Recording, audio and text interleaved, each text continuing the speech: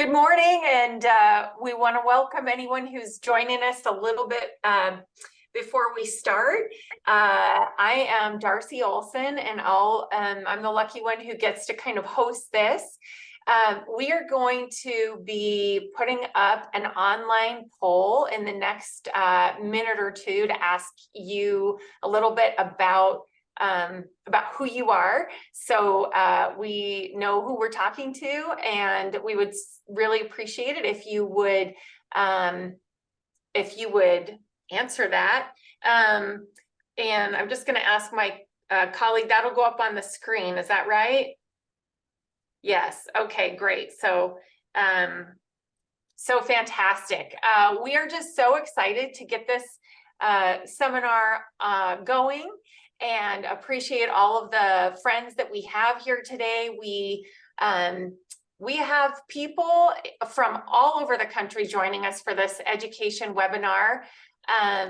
We've got people in from Florida, Indiana, friends in Kansas, people in Alaska, and of course, a lot of people from Arizona, which is our hometown and where we founded the Center for the Rights of Abused Children. And we're just so happy to have all of you here in your various capacities: legislators, staffers, financial supporters of the organization, and all of you who are just interested in making life better and safer for kids in the foster care system. So we are just about ready to get started here.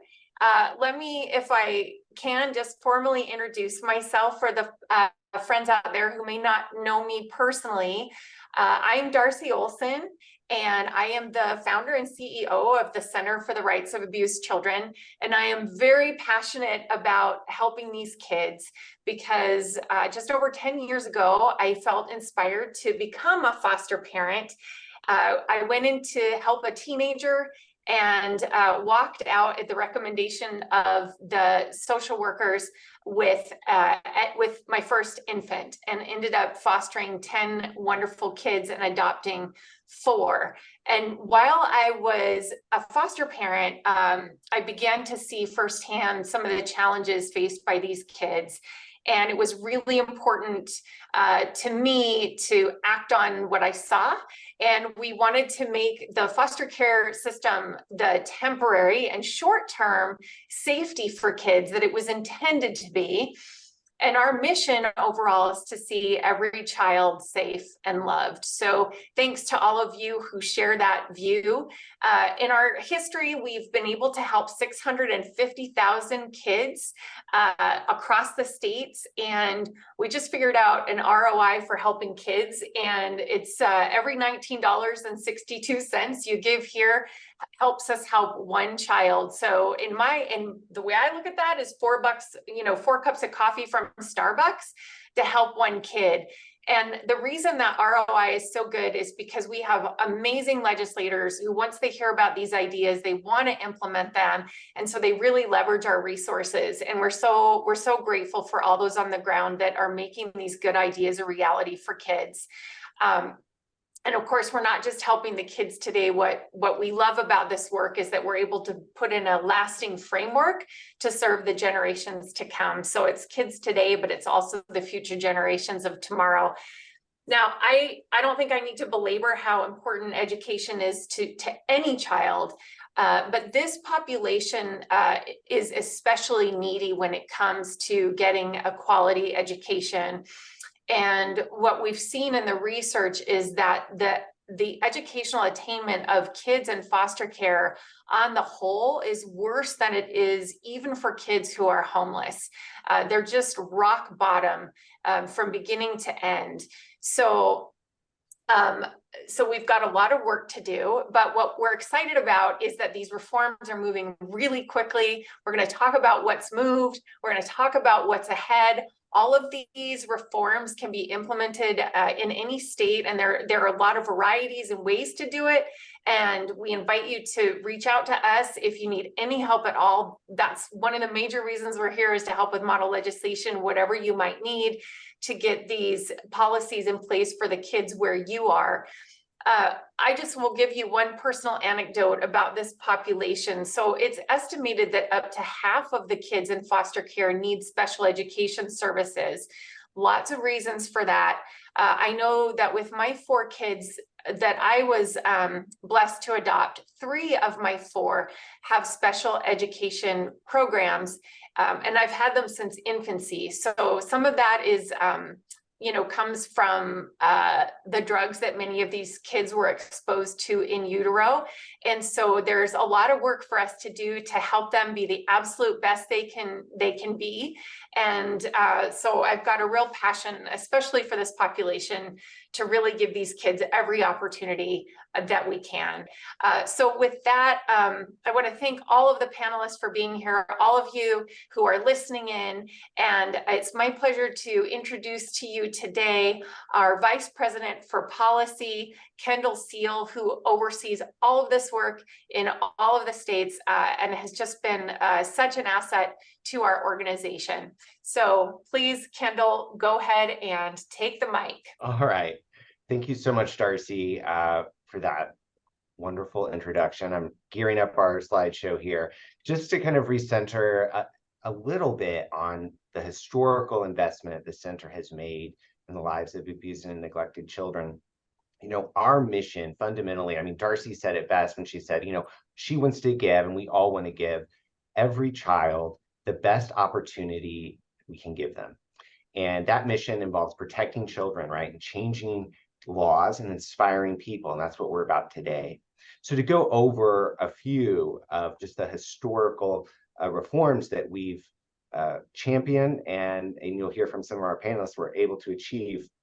One of the first ones, improving access to special education services when a parent maybe is absent. They may be asking, what's that about? Well, in 2019, we advanced this reform in Arizona. And the reason we advanced it, children in care were being effectively denied or delayed in accessing special education services, largely because of a lack of clarity in the law on who could make educational decisions. So when you boil this first big reform down, what we're talking about is ensuring that our child welfare agency is communicating with school districts and providing them with information, contact information for biological and adoptive parents. So that way they can help make the decisions they need to make for the educational success of their child. In the event those parents aren't available, what this reform says is that when authorized by DCS, Ken and foster placements may initiate special education evaluations and educational decisions regarding the child. This is huge. It helps speed up that process of the child accessing special education and other services available to them. So that's the first reform. Second one that we're talking about, improving school stability. This one, too, was championed in Arizona, actually in this last legislative session. And the major problem that we were focusing in on here is when we were looking at educational outcomes like 4-year graduation rates, children in state care having the lowest on-time graduation rate of any demographic, including homeless children, as Darcy mentioned. Much of this is attributed to the frequent disruptions these children are facing, slow determinations regarding best interest of the child, delayed record transfers, inefficient enrollment. And so what this solution does is it mirrors largely what's happening at the federal level, but it imposes strict timelines on that determination and what it means to be immediate. It imposed a timeline on the transfer of records and negotiating transportation for these children. And importantly, it's federal law, but it's not always like actualized at the state level this way. The assumption that their school of origin is best for that child. The school knows them, their friends know them, the teacher knows them. This is important. It promotes stability. Moving along to then the next reform, and this one actually comes out of Georgia, and it really pivots into kind of some of the reforms we're going to be focusing on into the future, but this is the screening for children in foster care. And what this is about was a lack of screening or a failure to identify children in care who could benefit from special education. You heard Darcy mention children in the foster care system experience educational disability at about twice the rate of low-income and general population students. That's huge. And they're over 4 times more likely to be classified with an emotional disturbance than other students. And why wouldn't they? They've experienced trauma, they've experienced abuse and neglect. So what this solution focuses in on is clarifying eligibility criteria and providing local school districts with guidance and really mandating an immediate determination of whether to initiate the full evaluation process. So now we're going to pivot and just talk about some of the future reforms. The three big reforms listed. The first one, screening all students who enter care. So this reform, similar to the one in Georgia, has certain components that we're seeking. The same problem, but we're seeking to address it specifically by sending written notification to the local school, informing both entities that the child's entered care.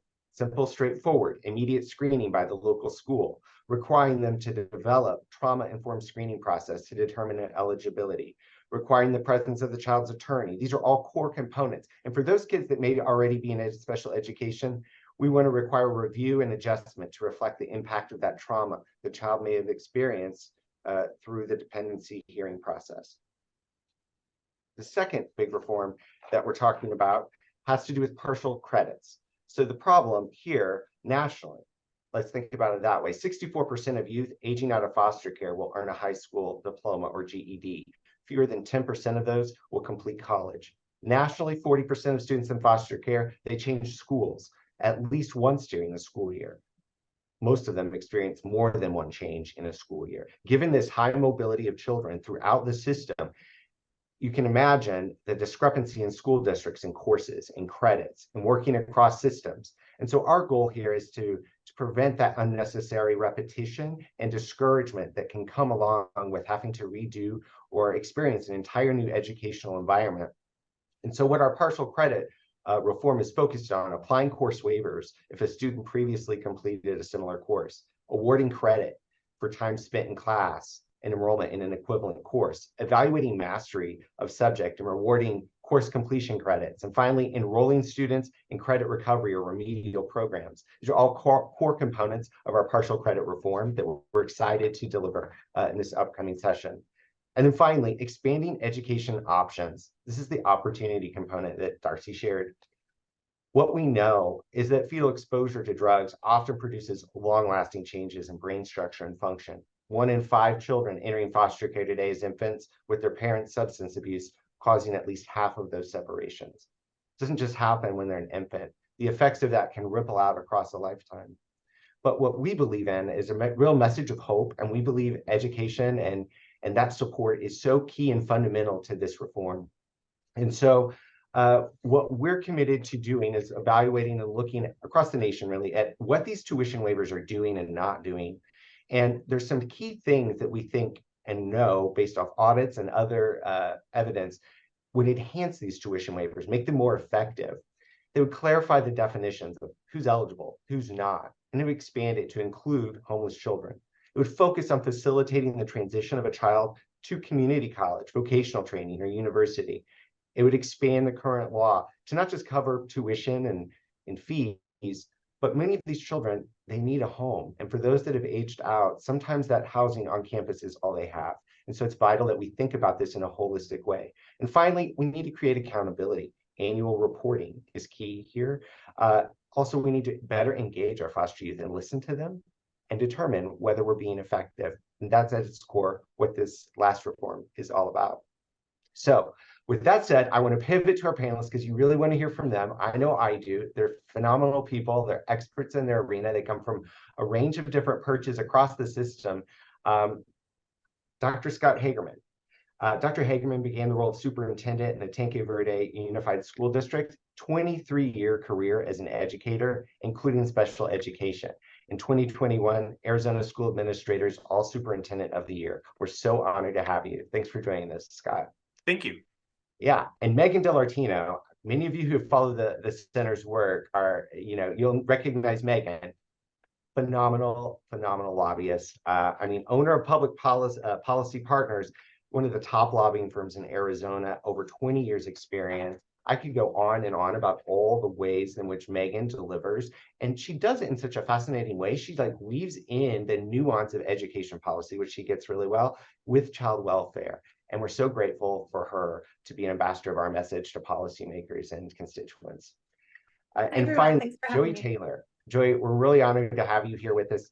Joey hails from the hills of South Phoenix, and he currently serves in that foster care education coordinator role for the Arizona Department of Education. So Joey oversees every public school and charter to ensure the successful implementation of educational rights for student and care. And so from each of their different perches, we're going to have a conversation today about these historical reforms, but also some of their ideas about what some of the reforms on the future horizon look like.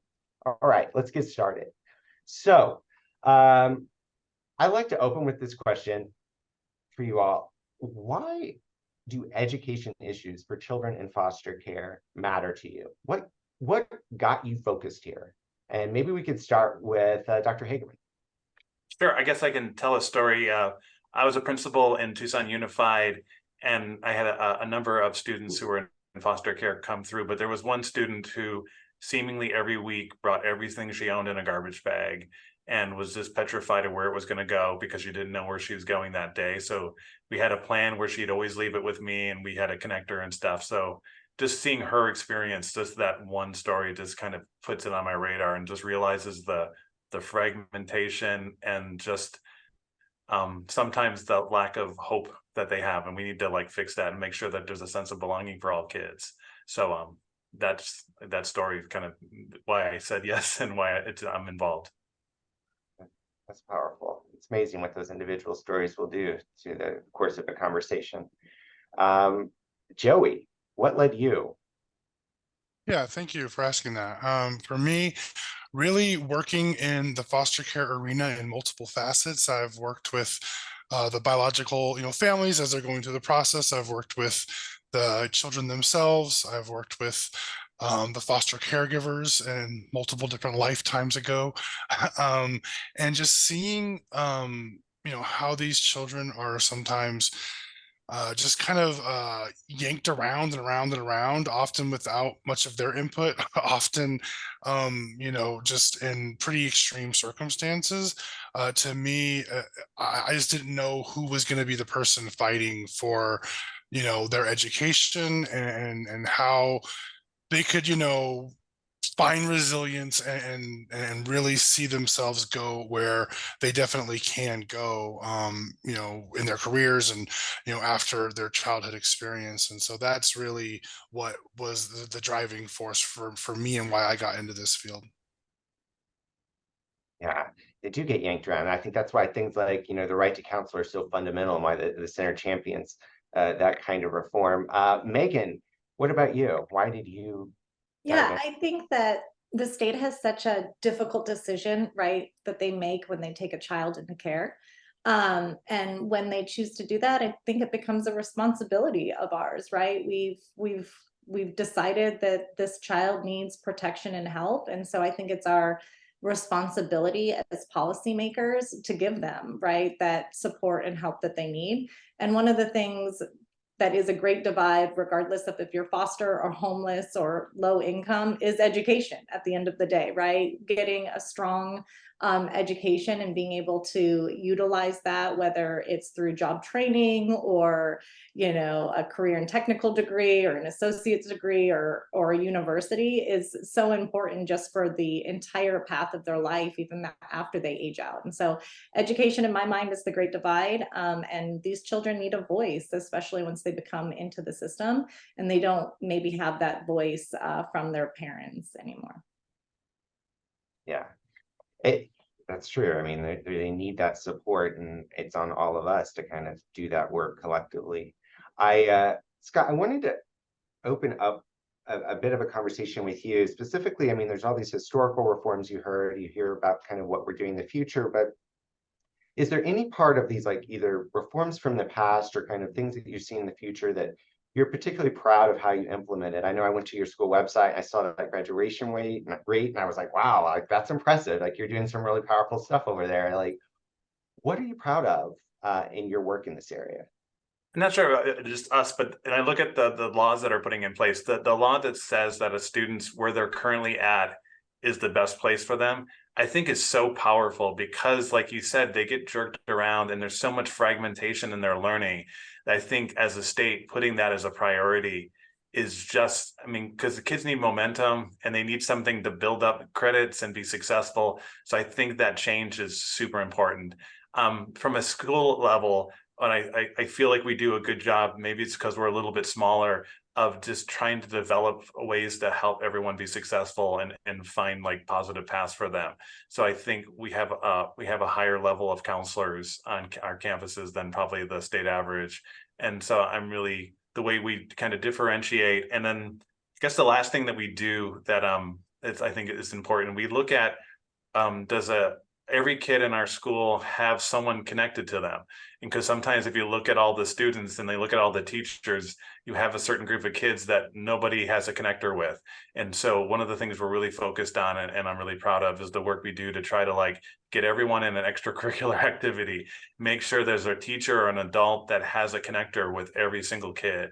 But from a policy standpoint, I think having where they're at being the place they need to stay at, but then at a school level, I think trying to do our best to like individualize and have connections with every single kid that we service and educate. And Scott, I just want to build on that just a little bit for the folks who might be listening, who might be a little bit older. What you've done is so critical to kids. Making sure they have that connector. So for me as a parent, I mean, I probably get 10 to 12 notes a week from teachers, plus homework, plus special projects, and all of these things.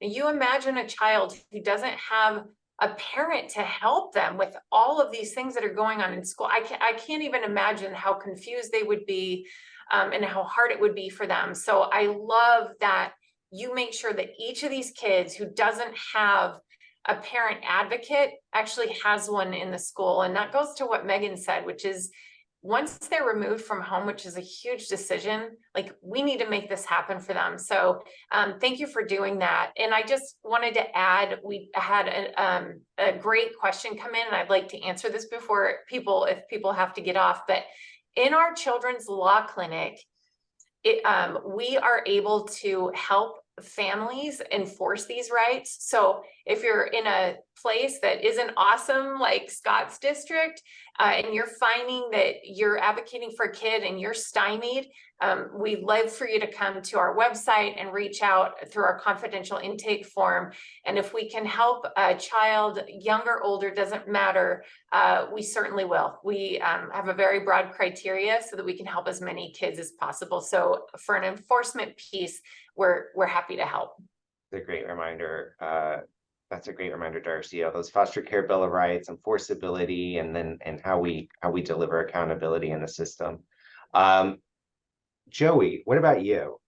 What part of you heard the reforms, the future stuff, like, but what are you proud of? Like, what drives you in this policy space? Yeah, I mean, for me, what I'm proud of is I'm really proud when like a school district or charter foster care liaison really operates well in their role. And so that's kind of those are my most kind of common folks that I'm supporting, is going to be those school district points of contact and those charter points of contact. And so when I see them actually really taking all of the training that I've poured into them and actually advocating for these children and making sure they're staying in their school as they're experiencing school mobility, or excuse me, as they're experiencing, maybe foster care mobility, that's what really makes me proud, is when like my hard work of training across the whole entire state and even country sometimes it is kind of implemented. That's what really gets me going. What do you think it is about those that are successful at doing that are doing well? I mean, you're attending your trainings, but are there characteristics or things that you're like, this is what it takes? For the people in my mind I'm thinking of right now that are really implementing it well, usually the leadership, so someone like Dr. Hagerman at that district or whatever, the leadership usually really supports those staff and really helps them have everything they need to make sure these implementations are actually implemented for these students. And so that's the consistency, when there's kind of a unity and a motivation across the whole district or charter, and obviously with the buy-in from the top leadership, that really helps a lot. Wonderful. Thank you for that. And Megan, What about you? I mean, you've been there on the historical reforms, you've been in conversation with us about these future reforms. Is there one in particular you're like, I think this is the deal that we need to? I'm gonna stay in the education realm just because that's what we're talking about today, but in the education realm, I think one of the most important things, that was in a bill, from last year that we'll continue to work in is when I was reaching out to foster youth or, talking to those involved in the system, one of the major issues was delayed of getting back into school once the child got placed. And that to me is just sort of unacceptable, right? Because how do you expect these children to graduate or graduate on time or get good grades when they're just sitting out of school? And so really understanding, right, the school of best interest and doing that best interest determination, but also records transfers. If it is determined that the school that they're in is not the best school for them, which is a pretty big decision, right? And they need to move to another school, making sure that they can timely have access to the records so that receiving school can put them into classes that they should be in and not just the lower level classes, right? Which is what happens a lot of times. They just force them in there. And if you think about these kids who were just removed from their home, they're not speaking up. They're not saying, hey, I already took biology, right? Or I already did, English 101. They're just taking the schedule that's given to them.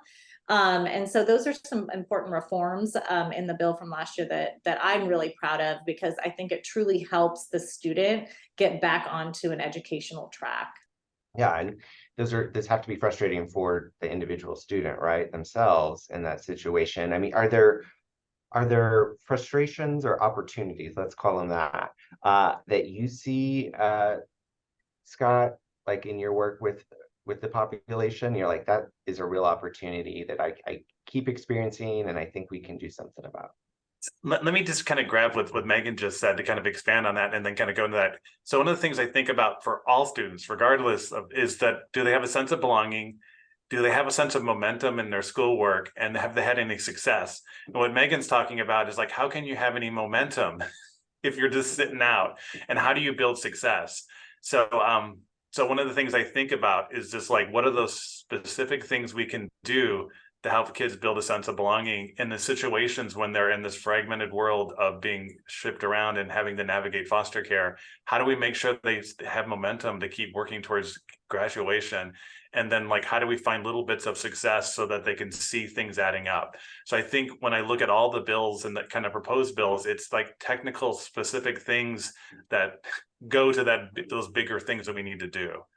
And so that's when I just heard, I mean, even like with Joey, is like, does the system know how to navigate the things that make things stop for kids? And it's like, we can't figure out transportation, so the kid's sitting outside. No, like there's someone in the system that can say yes to move this forward. How do we get those to happen? And I think those are really positive. And coordination, I think, Kendall, between the different agencies, right? Like you have to think about it. It's coordination with DCS and ADE, and then them coordinating, right, with the district or charter that kid's in, and then also the them coordinating with the biological parents, and then also coordinating, with the foster parent or kinship foster, whatever they're in. So, fixing I think the coordination of it as well would go a long way into helping that individual child. Yeah, the communication component, because we'll put things in place, we'll get things started, and then they'll get moved somewhere else, and like without a whole lot of communication to the school. So I think those determinations to make sure that the kids are staying in places that supports are getting put in place for them, but there's communication so that if there needs to change, that we can try to collaborate and try to hand kids off as best we possibly can, so they can continue to make progress on their education. They don't fall off. And what you said about, just for our listeners too, like we hear DCS or, what we're talking about is like the state child welfare agency and responsible for removing a child and protecting a child. And then one, like the Department of Education for the state, tasked with their education and that collaboration, just for those acronyms that we may hear tossed around. So that's a good point, and I think about our kind of partial credit reform as an interesting piece of that, kind of bridging that. And I know Joey in particular, we've talked a lot about that reform I don't know if you want to speak a bit to some of those challenges that you maybe have observed related to credit transfer. Yeah, I mean, definitely, when students are in foster care, especially at those, high school levels, there obviously can be a time where kids may do a very major like a very major part of the whole semester's work and then not get credit for because of an untimely move, and maybe they get placed into a new school. And so that is definitely something that would really support these students, is if there was kind of a very clear way to have a credit transfer, even if it was like a partial credit, if it was in the middle semester, anything like that would obviously be really, really, really helpful. I've met so many students. I do a lot of volunteer work with older youth in care, and I met so many students, and it breaks my heart every time that they are juniors in high school and they have like 3 credits, and it really hurt. It just like drives me bananas a little bit. And so anything that would support, actually, and so obviously still keeping a very high and rigorous standard for education. So it's not about lowering expectations at all, but it's about really, helping students receive credit for what they're actually really doing. You know what I mean? So that's how I would answer your question.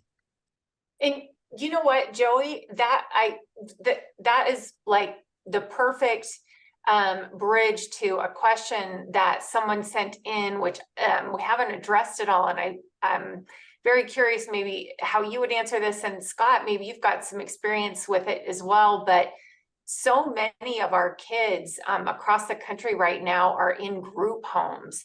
So, how do we anticipate what I would consider an even more special population, right? Because they don't have a foster parent to even advocate and help.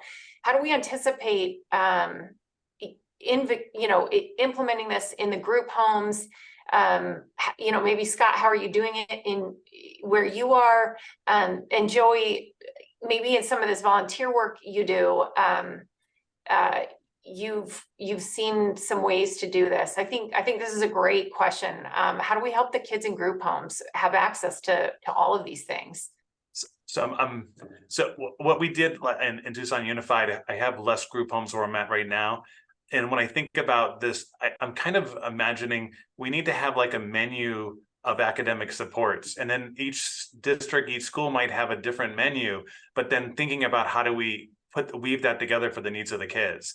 And so like how with the tutoring grant that Arizona has right now, how could that tutoring grant be supporting kids maybe in foster in a group home that maybe doesn't have supports at the home? How can we build systems of support for all kids, and then looking school by school and need by need to just build those up? I just think there's like a fairly straightforward, get with the counselor, get with the principal, look at our resources, and let's build an individual plan for a kid when they come in the door. Yeah, and then for my kind of answer to that question, I would definitely and Megan's gonna kind of smile at this, but I'm definitely gonna advocate for school of origin and keeping kids in their school as they experience any kind of foster care mobility, so that way all the great programs like Dr. Hagman would implement would still be in place for those kids, right? Additionally, there would need to be a much stronger and I would say more effective collaboration effort between the local school district and local charter and the child welfare agency. And so very often that is going to be the Department of Child Safety in Arizona. And so that way the caregivers, if they do have to move to multiple foster homes or foster group homes, that those caregivers are empowered with the information that they need to support those youth. Because even in the group homes, that there is, it's more of like an institutional feel there, and it's like staff as opposed to like a family setting. But even still, if we can do all we can to empower whether it's staff or group home managers or whatever with what is already in place for these students, what should be happening for them, and then strong accountability with the child welfare agency and those current care providers, that's going to really be what will help us, I think. Okay, Scott gave me an idea, Darcy, though, which I really liked, which is I don't think that the group homes are applying for the tutoring grant, but man, how great would it be though if you could just have that tutor inside your, group home for all of the different ages and kids and needs. And so I just think that that's a really great opportunity, and something to talk to ADE about and DCS, and sort of how to coordinate that for the group homes. That would be awesome. I love that, Megan. Yes, that's a fantastic thing. And what's nice about that too is maybe some of these group homes, before this becomes legislation, they could just think about bringing in some tutors. I mean, it's not that difficult of a thing to do. Now, we've got some questions on the higher ed piece. We haven't really talked too much about that transition to higher ed. We've talked a little bit about the kids who age out. And of course, if you age out, you've got nowhere to live, you don't have a car, you probably don't have a cell phone or a computer or any supports in place. And I know that locally, Kendall, we have been talking to the president of Arizona State University, which is one of the largest universities in the country, and does set some pretty cool precedent for places elsewhere, because it's got good resources and it's got a president who really, really cares about kids, and especially those coming from struggling backgrounds. Kendall, in your ideal world, what would we offer these kids who are aging out, or maybe they're not aging out, maybe they're 10 or 11 and they've got IEP programs, and their adoptive family has 5 kids to get through college.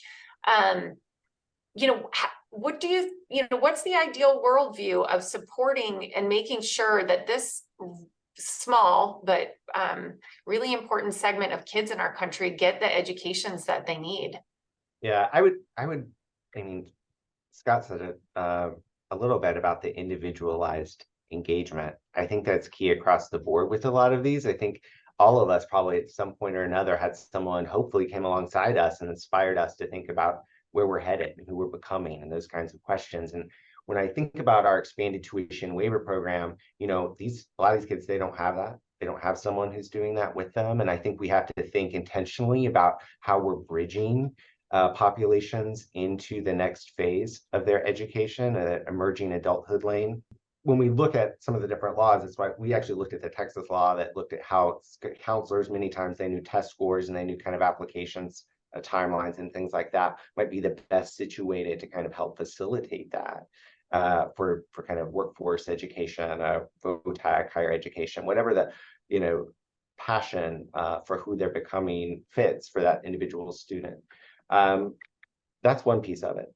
And the other thing is we've created a program in some ways that has too many barriers to entry. I mean, it's already hard for these kids. Why are we making it even harder for them to access the support they need? And so I think streamlining that tuition waiver and reducing some of the bureaucratic fluff that's there and cleaning that up is key. But then finally, like, what's the effectiveness? Like, how are we engaging that piece of it? And there's a huge data void, I think, in that particular space. We so appreciate the questions that are coming in, and if we can't get to all of them, we will find a way to get to them, at least in our private chat. We have a good question it's related to education, but I think it's a bit bigger even than that. Again, about helping the kids in the group homes, which we've got way too many kids in group homes right now, because we've got one bed available for every 2 kids going into the system. And we've heard in a number of cases that, it takes them a couple hours by bus, which discourages them from attending school. And so we've talked a little bit about bringing, tutoring in and having them stay in their school of origins. And then the group homes will say they don't have enough staff to transport these kids. And it's the same with extracurriculars for them. Like they struggle to do extracurriculars. So what reform ideas do you have for maybe it's this transportation piece to truly make this stuff more accessible for the kids in the group homes? I just want to add to that. I knew a kid in a group home, and he said every time he wanted to go somewhere, for some reason, every kid had to go and they all went in the same van. That is hard to imagine. So would love to hear for this audience member, what ideas do we have to really make this stuff accessible and desirable for kids in the group homes? I can just talk a little bit about what we did last year, which is require coordination between DCS ADE and the district and charter school on the transportation piece, because it is federal law and we codified that in state that, you know, the school of origin should be looked at as, you know, the school to stay in unless there's a reason to move. You could have a child who's at, you know, Mesa Unified, but their group home is out in Deer Valley, and that's, you know, in rush hour traffic, an hour, you know, commute one way, no matter what type of transportation you're on, whether it's a bus coming to pick you up or, you know, or contracted transportation, or somebody from the group home. But a lot of that kind of goes into that decision and that best interest determination. I think secondly, just because I coach a lot, so I do a lot of extracurricular, you know, over the years, I've only had one youth in foster care that ever participated in the Pop Warner system that I coach in.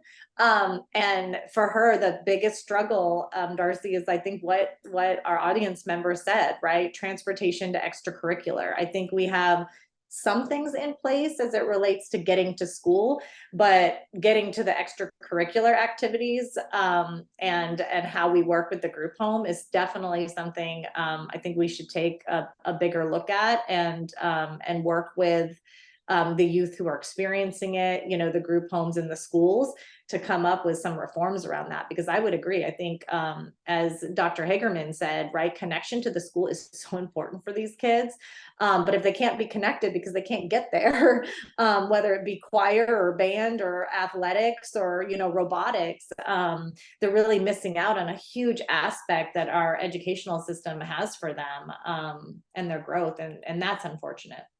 I think that is very helpful, Megan. And I just want to say one thing, Scott, and I'll turn it back over to you. But, you know, this reminds me of why the center exists, which is, you know, services for kids are great and helping improve the stuff around the edges is great.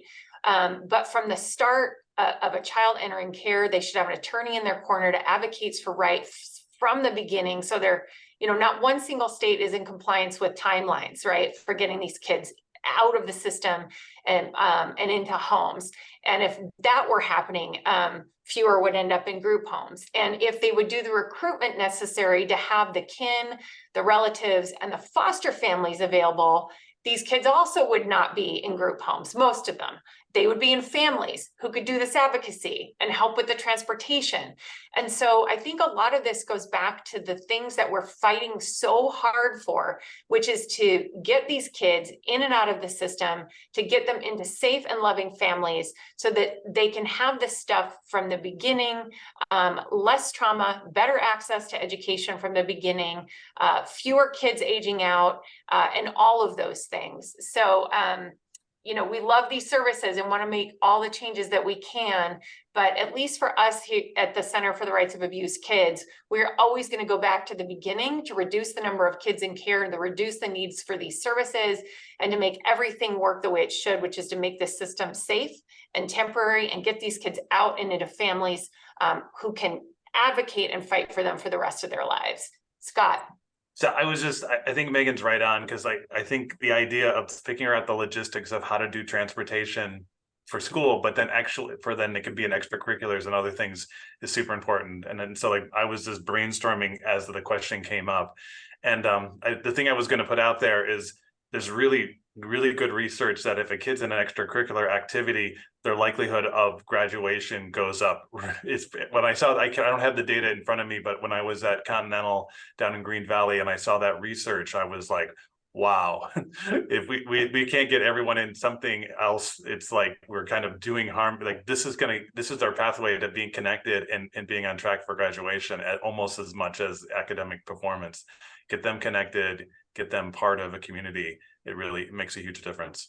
I have a question, a quick follow-up, Scott, on that, just because I keep thinking about like the first story you shared about that student. I mean, like, how do we maybe do a better job of listening to kids? Yeah, I don't, I mean, because that was, in that situation, she was someone who brought a lot of complexity to the school. But one of the things, she was just absolutely petrified that she was going to lose her stuff. And that just was on everything. She couldn't function because she didn't know. And so that was like, I will have your stuff in my office. You can come here for lunch and check in and see me and make sure. So it's, I just like, how do we listen? And then how do we kind of like what we're hearing in this conversation right now, we're finding the barriers that almost everyone who's probably listening could tell us is openly, but how do we listen to the kids to find out those individual barriers that they have, and how do we support them so they can feel like they can belong and be in school and not have to worry about all this other stuff? I see. I'll- Joey? Yeah, I'll take moderator's prerogative here for a moment, and I know we're getting close to wrapping up because we promised to keep it in under an hour. We do want your opinions and information in that survey, but I cannot let us wrap this up without making a pitch to all those who are listening to consider becoming a foster parent. It is very hard. And in my experience, it's the most rewarding thing I've ever done. So if you are, you've got kids right now and you think you might have space for one more, no matter where you are in the country, I guarantee you, if you open a bed, they will fill it. And if you're an older couple, like my parents, and you want to take in someone and help them have a family and have a support network for the rest of their lives, we need you too. A lot of kids need to be the only kid because they need so much help and so much love. So if you are thinking about this, you ever want to talk about it with me, please send me an email. I will always answer questions about my experience, at least as a foster parent, and just encourage you because that at the end of the day is what all of these children need. They need families. So if it's been on your heart in any way, I just would make that pitch for you to keep thinking about it and maybe step in and take some action there. Kendall. Oh yeah, sorry. I think I saw a hand up, Joey, and the little emojis, which gotta get used to those. So Joey, that's Yeah, great. I love I that. like all the fun Zoom toys. So Yeah. if you don't mind, yeah. And my comment was, hopefully we're not too out of it yet, but just more about something that would be supportive for our youth and group homes. And so something maybe that could really be helpful is again just the accountability piece with what's already supposed to be happening. And I know that's not always what's happening, right? But there is a very like kind of robust scope of work that these group homes are agreeing to put forward as they obviously receive this massive amount of money from our state. And so maybe something that might be helpful would be maybe a specific little like one sheet for to give to the youth to know what their rights are, and even more so what the group home needs to be providing for them. And so I would imagine, just again with my work with youth over the years, that they often do not know what the rules are about what group homes can and can't do.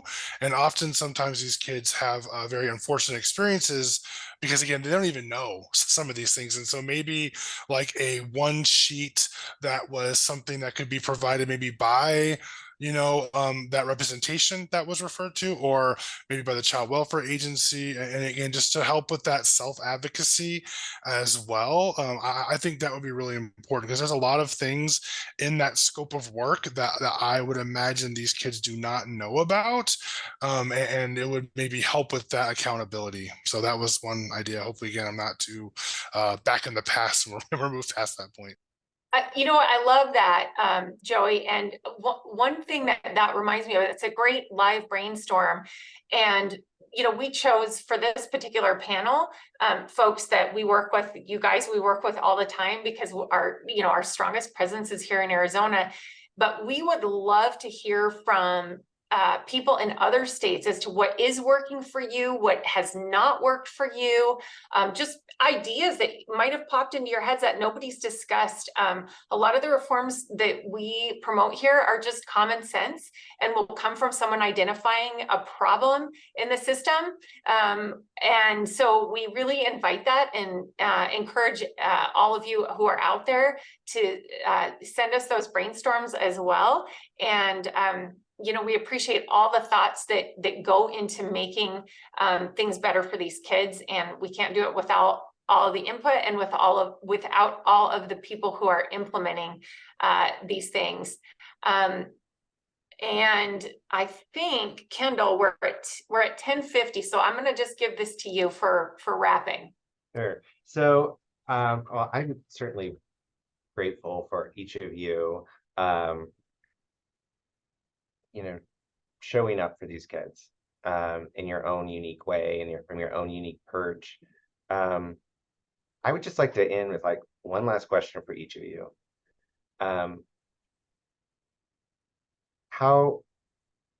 What gives you hope for this population? What gives you hope in this work? Scott. I can go for it. So I think as we look at some of the legislation that's being put together, I think it has the opportunity to make positive changes. And so I see an opportunities and I see some pathways. So that gives me a lot of hope. Joey. Yeah, I mean, for me, my you know, obviously in my personal life, I am a follower of Jesus, and so my hope comes from a much bigger place than a lot of these you know, laws and invitations and like that. So that's my actual real answer. Megan. Amen to Joey's answer. But also, I think we have a lot of groups like the Center and a lot of policymakers that have a true interest in it. And as you can see from the panel today, you have people inside of government like Joey who are advocating for these youth every day, and superintendents like Dr. Hagerman that are, you know, on the ground in school districts. So I just think the people on this panelists give me hope, and frankly, those that dialed in, because they dialed in for a reason, which means they have an interest in helping these kids. And so just doing this today is hopeful. And I'm going to echo just a little bit, and I really hope I don't offend anybody with this, but Ronald Reagan used to say that we're never defeated unless we give up on God. And so I also have that hope, but I also know we need to do the work here. And that's what Mother Teresa used to say as she fought every day in Calcutta, to be the hands and the feet.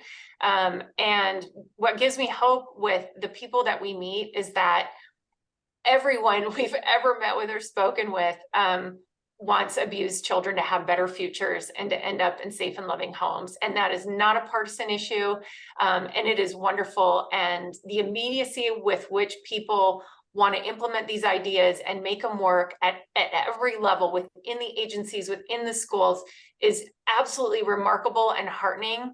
And we're making so much headway in so little time that I feel like in a decade, we will have changed the system dramatically to have it much closer to what it was intended to be, which is safe and temporary and getting these kids where they need to go.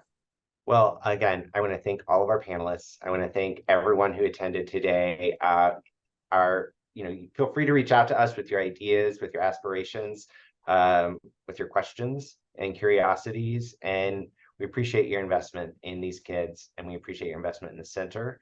And we're going to keep fighting every day. These kids deserve it. They deserve a loving family, and we're going to be there to fight for it.